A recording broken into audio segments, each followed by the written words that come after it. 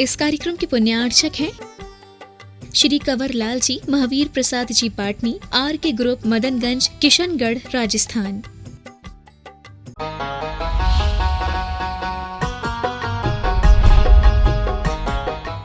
ये बात अनुकूल नहीं है। आप इतने बड़े चक्रवर्ती के पुत्र हैं और आपका इतना बड़ा अपमान कर दिया। राजा कंपन ने बुलाया ही क्यों था? अगर आपको ऐसा ही अपमान करना था तो आपको अपना शौर्य दिखाना चाहिए। और ये जो राजा कंपन ने किया है, ये अपने साथ गलत किया है। इस तरह का जो व्यवहार हुआ, इससे तो आपका अपमान हुआ। इस तरह से लोगों ने जब उसके कान में भर दिया तो वो भी भड़क गया। कौन? अर्घ कीर्ति। समझ आ रहा है? तो अब क्या, तो उसने जो है जय कुमार से मतलब कि युद्ध करने की ठान ली अगले ही दिन। समझ आ रहा है? और युद्ध हो गया, क्योंकि उसे जो है ये पता था कि मैं तो चक्रवर्ती का पुत्र हूँ, मेरे पास बहुत सेना है। अब युद्ध हो गया, सेनापति इधर अकंपन राजा भी उसके साथ है, उसके पुत्र भी उसके साथ हैं, उधर जय कुमार वो भी बड़ा सेनापति है, वो भी अपने युद्ध के लिए सब समर्थ है। अब युद्ध हो गया तो युद्ध करना पड़ा। बाकी चक्रवर्ती के पुत्र से ही सेनापति क्यों युद्ध करे? लेकिन अब उसने ललकारा और ये सब तरीके की उसने युद्ध की घोषणा कर दी तो युद्ध करना पड़ा। और युद्ध हुआ तो अर्घ कीर्ति को उसमें पराजित होना पड़ा। समझ आ रहा है ना? अब पराजित होना पड़ा तो उसको पकड़ लिया, फिर बांध लिया। समझ आ रहा? बांध लेना ही जो है एक तरीके से पराजित करना हो जाता है। अब आपकी सेना हमारे ऊपर कोई वार नहीं कर सकती। राजा पकड़ में आ गया, जब पकड़ में आ गया तो बस अब वो तो सब भले लोग थे ही, उन्हें मतलब ही क्या था? तो उन्होंने उसको छोड़ दिया, पकड़ करके छोड़ दिया। मतलब तुम हार ही गए, तो युद्ध तो बंद विराम हो गया। लेकिन जो उसका ये अपयश हो गया कि देखो चक्रवर्ती के पुत्र ने कितना गलत काम किया कि जब किसी का विवाह हो गया है तो उसके साथ जबरदस्ती क्यों करना? तुम तो एक समझदार व्यक्ति थे, अगर किसी के साथ विवाह हो गया वो तो इसी शर्त पे ही होना था। तुम्हें बुलाया था तो इसलिए तो नहीं बुलाया था कि मेरी बेटी तुम्हारे साथ ही विवाह कर लेगी, तैयार हो जाएगी। वो तो तुमको भी पता था कि स्वयंवर का ये प्रक्रिया की जा रही है, तो स्वयंवर में बुलाया जा रहा है, स्वयंवर में इसीलिए आया जाता है। वो किसी को भी चुन सकती है। तो जब इस तरीके से ये बात चक्रवर्ती के पास पहुंची तो जब सेनापति खुद चक्रवर्ती से मिलने गए तो उन्हें भी लगा कि देखो अब मैं सेनापति होकर के अब चक्रवर्ती से कैसे मिलने जाऊंगा और चक्रवर्ती से क्या कहूंगा कि मैंने उनके बेटे को, है ना, और उनके बेटे ने ऐसा कृत्य किया हमारे साथ। लेकिन उन्होंने जैसे भी था जब गए सही बात बताई तो चक्रवर्ती, भरत चक्रवर्ती नाराज नहीं हुए, उस सेनापति से नाराज नहीं हुए। उन्होंने कहा तुमने बहुत अच्छा किया, मेरा बेटा है तो क्या हुआ, गलत करेगा तो उसको उसके लिए उसका दंड मिलना ही चाहिए। तो इस तरह का एक अपयश युग की आदि में चक्रवर्ती के पुत्र का हो गया। समझ आ रहा है? चक्रवर्ती होना अलग बात है और चक्रवर्ती का पुत्र होना, हाँ, धीरू भाई अंबानी होना अलग बात है और अनिल अंबानी होना, हाँ, सबका पुण्य अपना अलग अलग होता है। अरे तो समझाने के लिए क्या दिक्कत है, जानते तो सभी लोग हैं ना। समझ आ रहा है? तो सबका पुण्य अपना अलग अलग होता है। आप ये सोचो कि हम पिता की संपत्ति पे काबिज हो जाएंगे, पिता की संपत्ति को अपने करके हम बहुत बड़े बन जाएंगे, आप भूल में ना रहो। अगर आपका पुण्य है, आपके लिए वह शक्ति है, उस पिता के उस संपत्ति को पचाने का आपके पास में पुण्य होगा तो ही वो संपत्ति रुकेगी, नहीं तो आपको भी पता नहीं पड़ेगी कौन सी गली से आई संपत्ति और कौन सी गली से चली गई। समझ आ रहा है? ये सब अपने अपने पुण्य के ही भोक्ता होते हैं। तो हर कोई जीव जब इस तरह का कोई भी समर्थ बनता है तो वह अपने ही मेहनत, अपने ही भाग्य, अपने ही पुरुषार्थ से बनता है। ये चक्रवर्ती की इस कथा से आपको समझ लेना है। चक्रवर्ती का भी अपयश हुआ था, उनके पुत्र का भी अपयश हुआ। ये भी जो है एक बहुत बड़ी युग के आदि में होने वाली हुंडा अवसर्पणी काल की ये घटना है। इसको दोष कहा गया हुंडा अवसर्पणी काल के कारण से, है ना। अन्यथा चक्रवर्ती का कभी मान भंग नहीं होता जो बाहुबली ने किया। समझ आ रहा है? एक दंश तो भरत चक्रवर्ती ने ये सहा होगा बहुत बड़ा, जो बाहुबली ने उनका अपमान किया। और फिर जो है उनके पुत्र ने ये घटिया काम किया। उस समय बहुत सारे राजा लोगों ने उनके लिए कहा ये अच्छा नहीं हुआ, चक्रवर्ती के पुत्र ने ऐसा गलत काम किया, ये कोई न्यायप्रिय काम नहीं है। आप चक्रवर्ती के पुत्र हो तो इससे क्या मतलब होता है? किसी को भी अपनी शक्ति दिखाने लग गए। ये तो फिर वही बात हुई कि मैं विधायक का बेटा हूँ, मैं सांसद का बेटा हूँ, कहीं भी रुतबे से चले गए, किसी भी पुलिस वाले को पकड़ लिया, कुछ भी पकड़ लिया, किसी के गले में हाथ डाल दिया, है ना। तो ऐसे कृत्य जो है सज्जन पुरुषों को पसंद नहीं आते। तो सज्जन पुरुष हमेशा ऐसे लोग जो भी अपनी कभी भी तरीके का आतंक दिखाते हैं उनकी भी निंदा ही करते हैं। हमेशा ध्यान रखो, सत् कार्यों से ही प्रशंसा होती है। अच्छे कार्य करके ही आप दूसरों की नज़र में अच्छा बन सकोगे। इसलिए हमेशा जो सज्जनों को प्रिय लगने वाले कार्य हैं उन्हीं कार्यों में व्यक्ति को रुचि लेना चाहिए। कोई भी काम करने से पहले ये देखना चाहिए कि इससे हमारा यश होगा या अपयश होगा। बड़े जो महापुरुष होते हैं, अच्छे कुल के व्यक्ति होते हैं, वो हमेशा अपने यश की रक्षा करके चलते हैं। समझ आ रहा है? क्योंकि उसी के सहारे तो वो जी रहे हैं। मतलब कि क्षत्रियों का अगर कोई सबसे बड़ा मान होता है तो उनका मान उनका अपना यश ही होता है। अगर वो छूट गया तो फिर क्या बचा? बिना पैसे के रहना अच्छा समझेंगे, बिना राज्य के रहना अच्छा समझेंगे, लेकिन कभी भी सम्मान के बिना रहना अच्छा नहीं समझेंगे। समझ आ रहा? ये कुलीन व्यक्तियों की बात होती है। जो अच्छे कुल में जन्म लेते हैं उनके अंदर इस तरीके की बातें रहती हैं। भूखे मरना अच्छा समझेंगे, लेकिन किसी के सामने हाथ फैलाने का नहीं। अपनी बाजुओं में जितनी दम है अपना पुरुषार्थ करेंगे, अपना जितना अपने पास में बुद्धि है, विवेक है, उससे काम लेंगे और वो अच्छा काम करेंगे।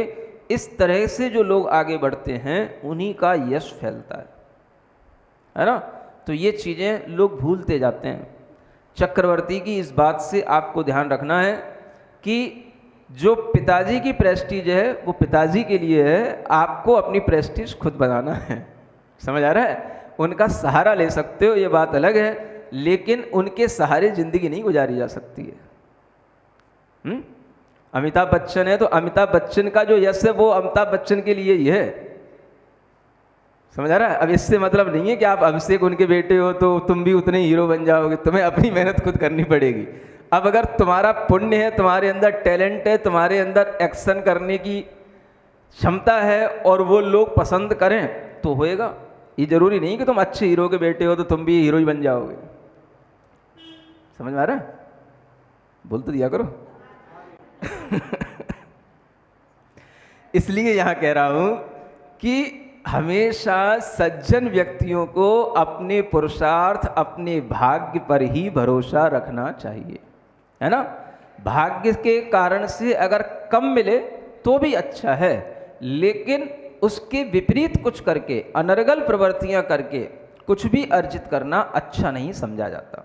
ये हमेशा सज्जन लोगों को ध्यान में रखना चाहिए।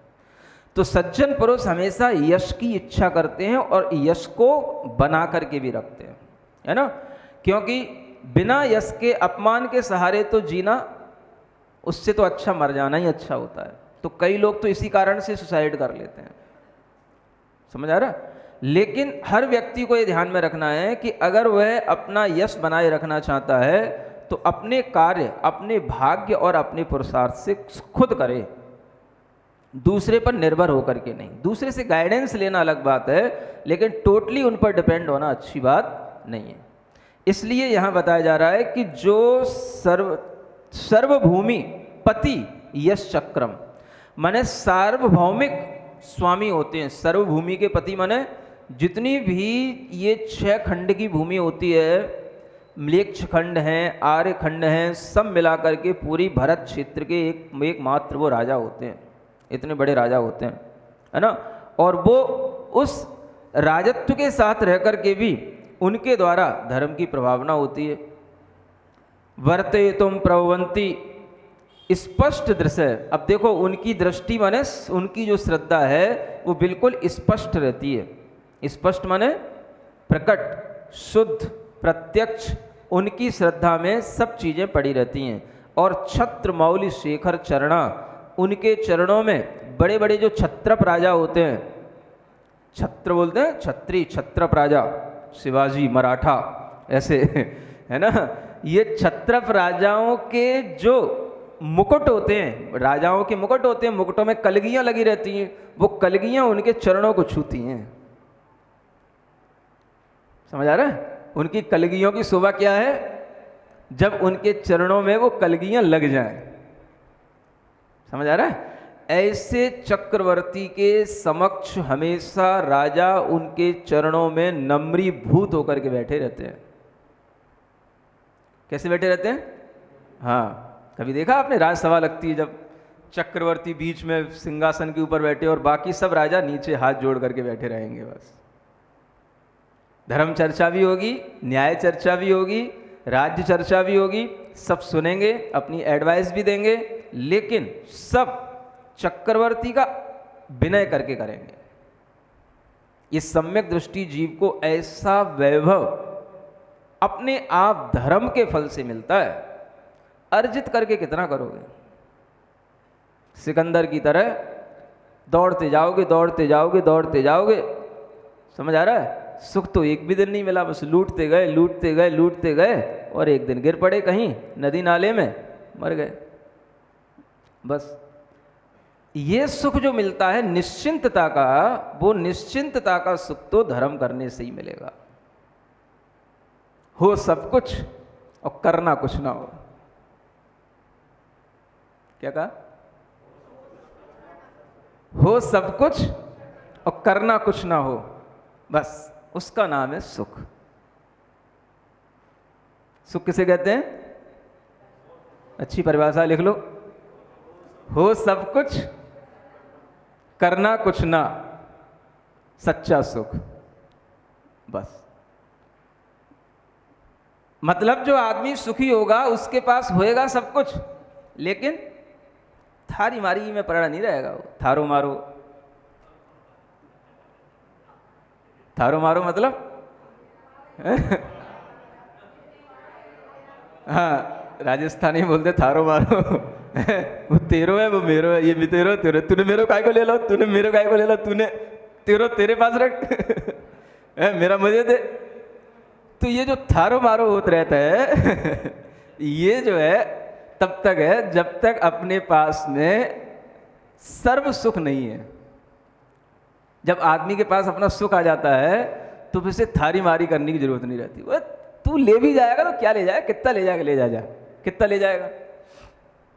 अब निधियां हैं, कितनी भी लुटाते रहो, जब मेरी ही निधियां हैं तो तू मेरे से कितना ले जाएगा, ले जा। कभी उसके पास कम नहीं होने वाला है ना। तो इस तरीके का जो भाव आता है, ये भाव ही जो है एक सार्वभौमिक सुख कहलाता है। पूरी भूमि का एकमात्र सुख भोगने वाला वह चक्रवर्ती होता है। ऐसे चक्रवर्ती जीव जो बनते हैं सम्यक दृष्टि जीवी होते हैं, लेकिन उसके साथ भी केवल सम्यक दृष्टि होने से भी नहीं चल जाता। समझ आ रहा है? सम्यक दर्शन के साथ साथ कुछ तप का पुण्य भी अर्जित होना पड़ता है, करना पड़ता है, तब बनते हैं। केवल सम्यक दर्शन से तो कितना सा होएगा, लेकिन सम्यक दर्शन के साथ अगर तप त्याग होएगा तब उसका पुण्य बहुत गुना, कई गुना बढ़ जाता है। समझ आ रहा है? तो इसलिए आचार्य कहते हैं सम्यक दर्शन के कारण से तो हो रहा है क्योंकि सम्यक दर्शन मुख्य है, लेकिन सम्यक दर्शन के साथ साथ इस तरह के त्याग आदि के पुण्य से, तप आदि के पुण्य से इस तरह की बहुमूल्य चीजें स्वयं ही उपलब्ध होती हैं। आप देखना कभी भी चक्रवर्तियों के पुराने जीवन, तो वो केवल सम्यक दर्शन के साथ नहीं रहे, उन्होंने सम्यक दर्शन के साथ भी पिछले जन्म में अच्छे तप किए, मुनि व्रत धारण किए, तब जाकर के बड़े बड़े तप करके उन्हें इतना पुण्य अर्जित हुआ जब वो चक्रवर्ती आदि बनते हैं, है ना। तो चक्रवर्ती के ये फल देखने के बाद में अब इससे भी बड़े एक चक्रवर्ती और होते हैं। नहीं समझ आया? इन चक्रवर्ती से भी बड़े एक और होते हैं चक्रवर्ती, है ना। उन्हें धर्म चक्रवर्ती कहते हैं। क्या बोलते हैं? धर्म चक्रवर्ती। उनका नाम होता है तीर्थंकर। क्या बोलते हैं? तीर्थंकर। ढंग से बोलो। हाँ, अच्छे ढंग से बोला करो, वजूद के साथ में। हाँ, क्या बोलते हैं उनको? तीर्थंकर। हैं? वो चक्रवर्ती से ही बढ़ के होते हैं, उनका जलवा और कुछ ज़्यादा ही होता है।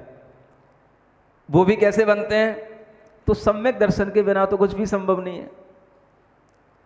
वो भी पिछले जन्म में सम्यक दर्शन के साथ में तरह तरह के तप त्याग करते हैं, वो भी पिछले जन्म में मुनि व्रत धारण करते हैं, तब जाकर के इस तरह के, है ना, चक्रवर्ती और तीर्थंकर आदि बन पाते हैं। बहुत कम होता है जो केवल सम्यक दर्शन से भी तीर्थंकर प्रकृति का बंध तो हो ही जाता है, उससे भी तीर्थंकर बन जाते हैं। समझ आ रहा है? लेकिन ऐसे उदाहरण कम मिलते हैं। जो ये अभी वर्तमान की जितनी 24 है, इस पूरी 24 में आप देखेंगे हर तीर्थंकरों का पिछला जन्म देवगति के साथ है, और देवों से भी पिछला जन्म उनका मुनि व्रत के साथ, सम्यक दर्शन के साथ रहा है। मुनि व्रत के साथ तभी उन्होंने तीर्थंकर प्रकृति का वहाँ पर बंद किया, दर्शन विशुद्धि आदि भावनाएं धारण की, उसके माध्यम से फिर उनको यह तीर्थंकर का पद तीसरे भाव में प्राप्त होता है। समझ आ रहा है? तो ऐसे बहुत कम लोग होते हैं जो गृहस्थ अवस्था में सम्यक दर्शन के साथ में भी तीर्थंकर नाम कर्म का बंद कर लें। होता तो है सिद्धांत की दृष्टि से चौथे गुणस्थान से लेकर के आगे तक मुनि महाराज तक कोई भी तीर्थंकर प्रकृति का बंद कर सकता है, उसमें कोई बाधा नहीं है। लेकिन अधिकतर जो अभी 24 में आप देखोगे तो सभी तीर्थंकर पिछले जन्मों में गृहस्थ नहीं थे, सब त्यागी वृत्ति मुनि बने हुए हैं। सब ने तपस्या की और तभी 16 कारण भावनाओं का बंद किया, है ना। तो ऐसा यही यहाँ पर अब बताया जा रहा है। अमरासुर नरपतिभिर, हाँ बहुत सरल सा श्लोक है, पढ़ो। अमरासुर नरपतिभिर यमधरपतिभिश्च नूतपादाम्भोजा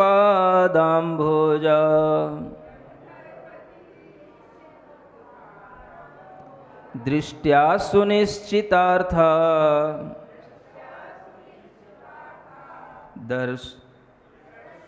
ब्रशचक्रधरा भवन्ति लोकशरण्याः।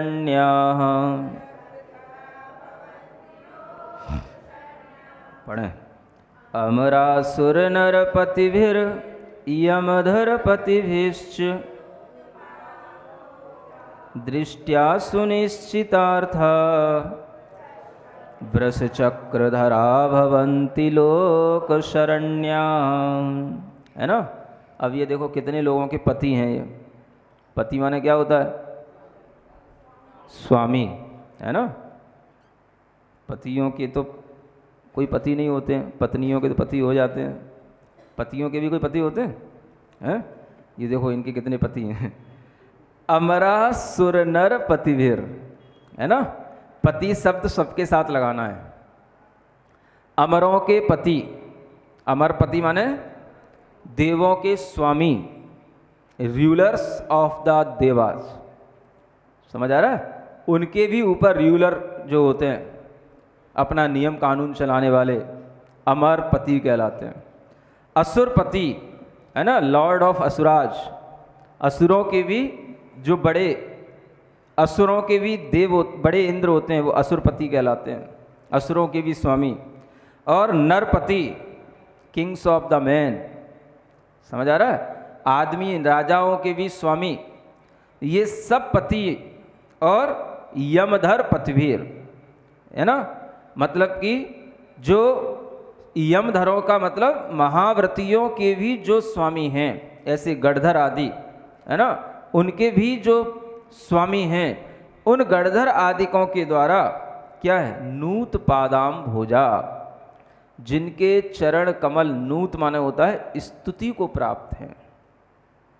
इन सब पतियों के द्वारा, इन सब लॉर्ड ऑफ लॉर्ड, है ना, किंग्स ऑफ मैन, ये सब के द्वारा भी जिनके चरण पूजे जा रहे हैं, स्तुति को प्राप्त हो रहे हैं, उनका नाम है तीर्थंकर।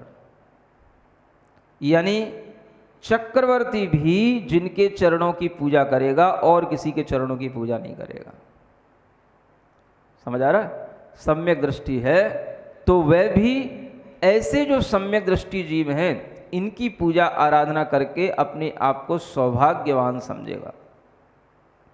चक्रवर्ती भी किसके चरणों में झुकेगा? जो ऊपर चक्रवर्ती की बात थी, तो वो भी तीर्थंकर के चरणों में बैठेगा। ऐसे चक्रवर्तियों के से भी पूज्य जो ये तीर्थंकर होते हैं, जिनके चरण कमल पूजित होते हैं, दृष्टया सुनिश्चितार्था, जिन्होंने दृष्टि माने अपनी सम्यक दृष्टि से, अपने सम्यक श्रद्धांत से, अपने सम्यक दर्शन से सभी पदार्थों का अच्छे ढंग से निश्चय कर लिया है। सब पदार्थ जिनके लिए बिल्कुल दिखाई दे रहे हैं, ज्ञान में आ रहे हैं, सब पदार्थों का प्रत्यक्षीकरण जिन्होंने कर लिया है, ऐसे वह तीर्थंकर वृष चक्रधरा, वृष माने होता है धर्म चक्र को धारण करने वाले, वृष माने होता है धर्म, है ना, तो धर्म चक्र को वो धारण करते हैं।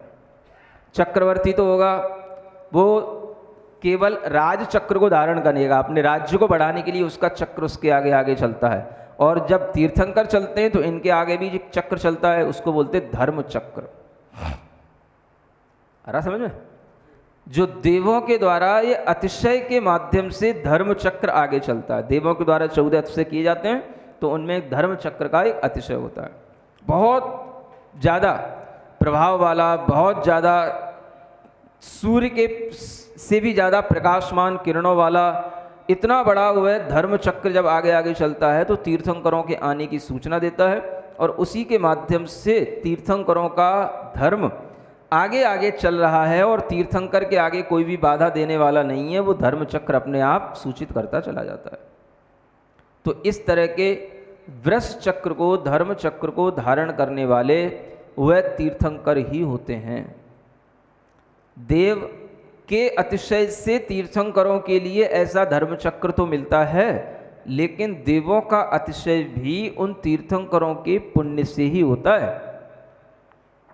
अपने आप देव किसी के लिए धर्म चक्र पैदा नहीं कर सकते हैं, चला नहीं सकते हैं, वो केवल उन्हीं तीर्थंकरों के लिए ही आएगा, उन्हीं के लिए वह सुख मिलेगा, है ना। तो ऐसे तीर्थंकरों की जब महिमा सामने आती है, तब आपको ज्ञान में आएगा कि सम्यक दृष्टि का सबसे बड़ा, अगर कोई लोक में देखा जाने वाला फल है, लोक में लोगों को दिखाई देने वाला कोई बहुत बड़ा वैभव है, तो उसका नाम है तीर्थंकर। इसकी भी देन सम्यक दर्शन के ही कारण से है, क्योंकि सम्यक दृष्टि जीव ही दर्शन, विशुद्धि आदि 16 कारण भावनाओं को भा करके इस तरह की प्रकृति का नाम कर्म का ये बंद करता है। तब ये तीर्थंकर लोक शरण्या, क्या लिखा अंत में? हाँ, पूरे लोक के लिए शरण्य होते हैं, शरणभूत होते हैं। कोई भी इनकी शरण में जाए सबकी रक्षा होगी, सबको सुख मिलेगा, सबको अभय मिलेगा। इनकी शरण में पहुंच करके कोई भी जो है दुखी होकर के नहीं लौट सकता, पूरे लोक के लिए शरण है।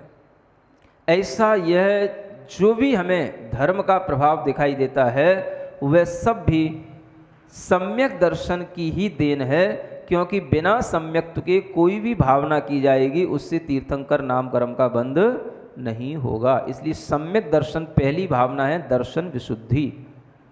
जो सम्यक दर्शन है उसमें और विशुद्धि बढ़ाना, ये सम्यक दर्शन की विशुद्धि कहलाती है। इसी के होने पर आगे की जो 15 भावनाएं हैं, उनमें से किसी एक भावना से भी तीर्थंकर नाम कर्म का बंध हो सकता है, और केवल दर्शन विशुद्धि भी तीर्थंकर नाम कर्म का बंध कर सकती है।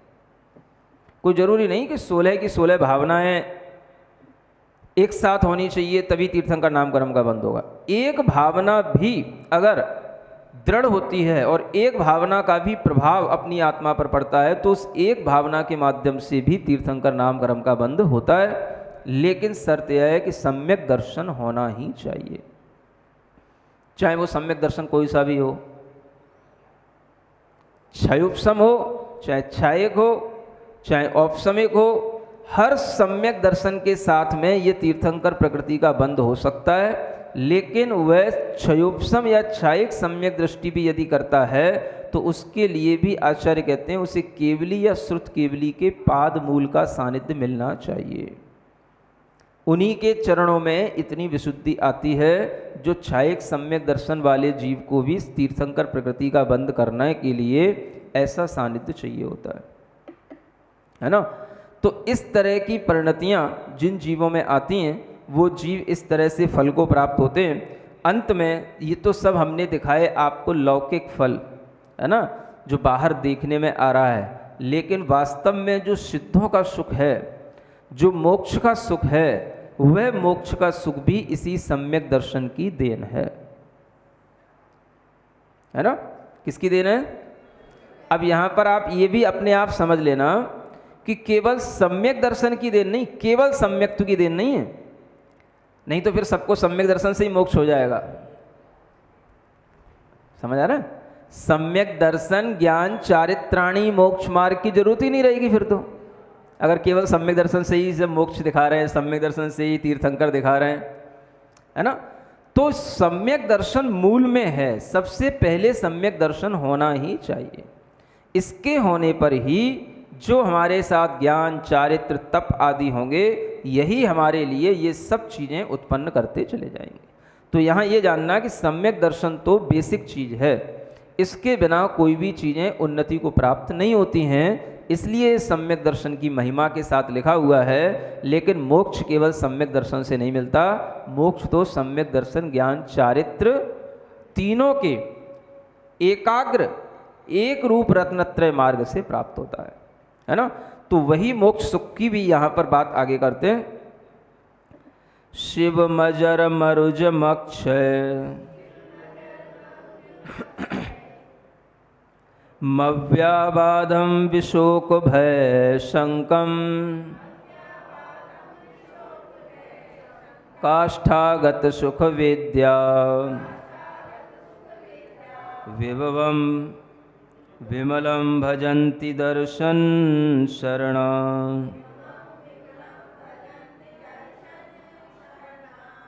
पढ़ो एक बार।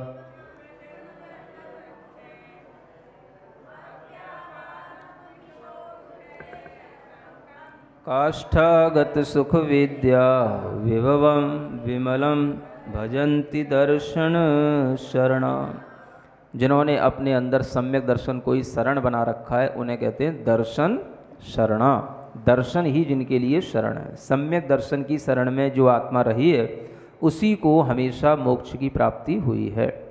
तो दर्शन की शरण में रहने वाले जीव क्या प्राप्त करते हैं? शिव प्राप्त करते हैं। शिव माने क्या होता है? मोक्ष होता है। सुन रहे हो? शिव शंकर, है ना। शिव शंकर का मतलब मोक्ष के शम माने होता है सुख को करने वाला कहलाता है शिव शंकर। शिव शंकर का मतलब क्या हुआ? शिव माने हो मोक्ष, शम माने होता है सुख, और कर माने करने वाला। तो शिव शंकर माने जो मोक्ष के सुख को करने वाला हो उसे कहते हैं शिव शंकर। जय शिव शंकर, जय शिव शंकर। क्या दिक्कत है? पता तो होना चाहिए कि हम किसकी जय कर रहे हैं। तो ये तो नाम है, काम क्या है? तो काम तो वही होना चाहिए जो यहाँ बताया जा रहा है ना। तो मोक्ष का सुख जो भी प्राप्त करता है उसको ही शिव शंकर कहा जाता है, वही सिद्ध कहलाता है। कौन कहलाता है?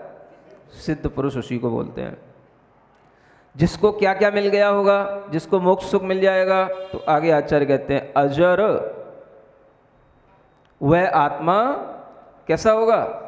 Free from old age.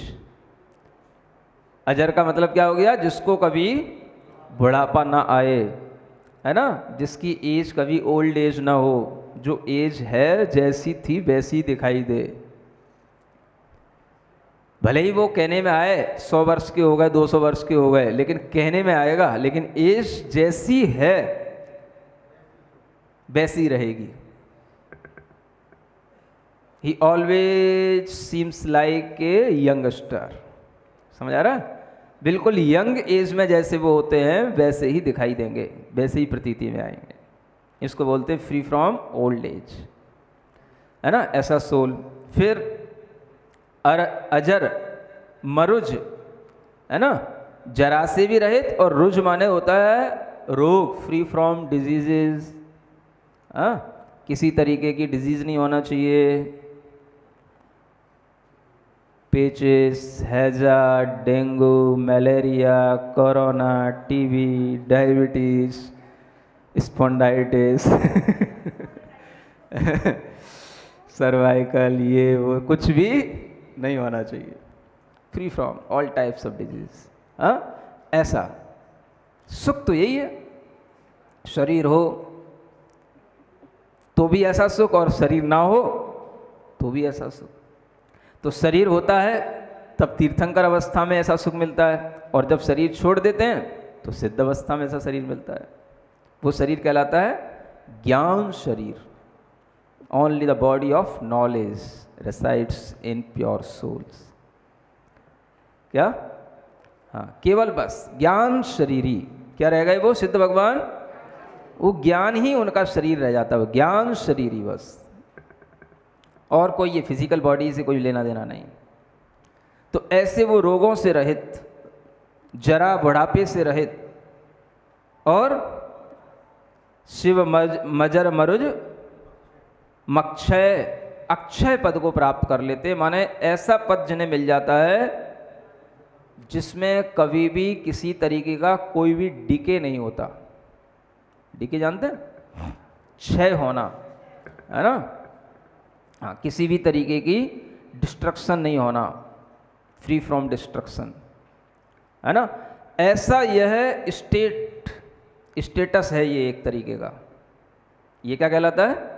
इसको बोलते सुप्रीम स्टेटस। आप लोगों की स्टेटस नहीं, आप लोगों ने तो क्या है, जितनी भी बड़ी बड़ी सुपर चीज़ें थी उन सब के नाम इतने घटिया बना रखे हैं कि उन सब नामों को इतना कॉमनली यूज करने लगे कि वो सब नामों की कोई जो इम्पोर्टेंस थी वो सब मिटा डाली, है ना? स्टेटस। अब सबके मोबाइल में अपना अपना स्टेटस डला हुआ है, सबकी अपनी फाइल पे अपना स्टेटस डला हुआ है, रोजाना स्टेटस बदलता रहता है। स्टेटस भी कोई बदलनी चाहिए होती है। अब पगलों को पता ही नहीं है कि स्टेटस बदला भी जाता है कि नहीं बदला, समझा? तो बदल बदल के खुश होते हैं। स्टेटस तो वो होता है जो एक बार अटेन कर लिया जाए, है, तो वह कभी भी फिर चेंज ना हो, ऐसा स्टेटस बनाओ। उसको बोलते हैं सिद्धों का स्टेटस, है ना? जिसमें कि उन्हें फिर कभी भी उसका किसी भी तरीके का, ना उसमें कोई डिक्रीज होता है ना कोई उसका डिस्ट्रक्शन होता है। Free from decrease and destruction, ऐसा सिद्धों का जो स्टेटस होता है उसको बोलते हैं अक्षय अव्यावाद। और जहाँ पर कोई भी शोक नहीं, शोक मतलब इमोशन ऑफ ग्रीफ, ये कुछ नहीं, भय नहीं, फ्री फ्रॉम फियर, समझ आ रहा है? फ्री फ्रॉम डाउट्स, इस सब प्रकार के इस भय शंका शोकों से दूर वह आत्मा का जो प्योर भाव होता है उसी को बोलते हैं सम, माने सुख देने वाला, वही सुप्रीम ब्लिस कहलाता है। उसी को कहते हैं शिव शंकर। समझ आ रहा है? तो सिद्ध भगवानों का ये सुख है, काष्ठागत सुख विद्या। काष्ठागत बोलते हैं जिसके आगे कुछ हो ही ना, सुप्रीम नॉलेज, सुप्रीम ब्लिस, जिसके आगे कुछ हो ही ना, पराकाष्ठा जिनको प्राप्त हो गई है। कोई चीज़ इंक्रीज होते होते होते होते जब अपनी सुप्रीम स्टेट पर पहुंच जाती है तो उसके बाद में उसकी जो इंक्रीजिंग है वो भी बंद हो जाती है। तो बस वो जहाँ पर हो जाए, नॉलेज भी इंक्रीज होते होते होते होते क्या बन गई? केवल ज्ञान बन गया। सुख भी इंक्रीज होते होते होते सिद्धों का सुख बन गया। इस तरह का जो सुख और ज्ञान है वह जिन्हें मिल जाता है वही वैभव कहलाता है, विभव। और ये सब विमल है, माने बिल्कुल प्योर होता है, ये निर्मल। विमल का मतलब हाँ, free from other impurities, free from Karma, है ना? तो ये कर्मों की इम्प्योरिटी से ये बिल्कुल रहित होता है, इसको बोलते हैं निर्मल। ऐसे सुख को प्राप्त कर लेते हैं जो हमेशा सम्यक दर्शन की शरण में रहते हैं। तो क्रम क्रम से हर तरह का सांसारिक सुख दिखाते हुए आपको मोक्ष सुख तक पहुंचाया किसने? सम्यक दर्शन ने, है ना? सम्यक दर्शन की टिकट है तो आपको ये सब सुख रास्ते में मिलते चले जाएंगे। सब प्लेटफॉर्म है ये। बड़े बड़े राजा बनना, चक्रवर्ती बनना, गणधर बनना, तीर्थंकर बनना, और अल्टीमेट गोल क्या है? हाँ, सिद्ध बनना, मोक्ष सुख।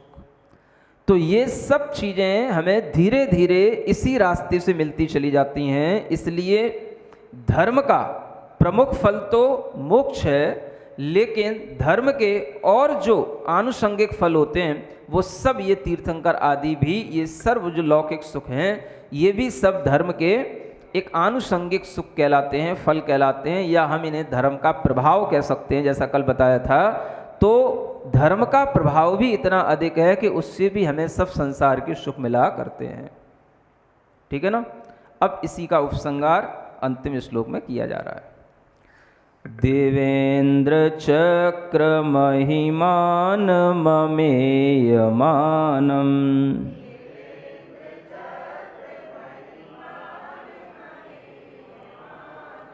राजेंद्र चक्र मधरीकृत,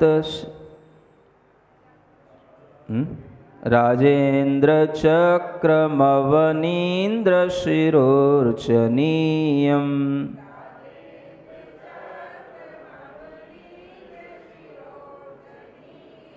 धर्मेंद्र चक्रमधरीकृत सर्वलोकम्,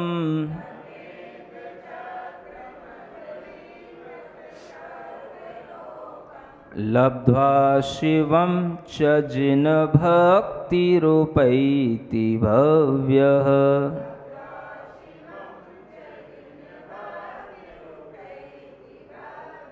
पढ़ो। देवेंद्र चक्र महिमान ममेय, राजेंद्र चक्रमवनीन्द्र, धर्मेंद्र चक्रमधरीकृत, लब्ध्वा शिवं च जिन भक्तिरूपैति। हाँ देखो, अंतिम लाइन में क्या लिखते हैं? लब्ध्वा माने प्राप्त करके, शिवम च है ना, शिव को, उपैति माने प्राप्त कर लेता है, भव्य जीव। लेकिन उस भव्य जीव का एक ही विशेषण दिया है, जिन भक्ति। भव्य का एक दूसरा नाम क्या बन गया? जिन भक्ति। बस सम्यक दर्शन किसे कहते हैं? अब तो सीख लो, पूरा सम्यक दर्शन का प्रकरण पूरा हो गया। कितने किलो पसीना निकल गया होगा, इतना तो सीख लो। अरे इतना लंबा भी बोलने की कोई ज़रूरत नहीं है। देव शास्त्र गुरु का श्रद्धान करना है, इतना सिंपल सा बोलना सीखो जो यहाँ लिखा है। समझ आ रहा है? कल भी वही शब्द आया था, जिनेन्द्र भक्त, और आज भी एक शब्द आ रहा है, जिन भक्ति। बस समझ आ रहा है? हाँ, जिसके पास में ये है वो ज्ञानी है, और जिसको इसका ज्ञान नहीं है वो महामूर्ख है।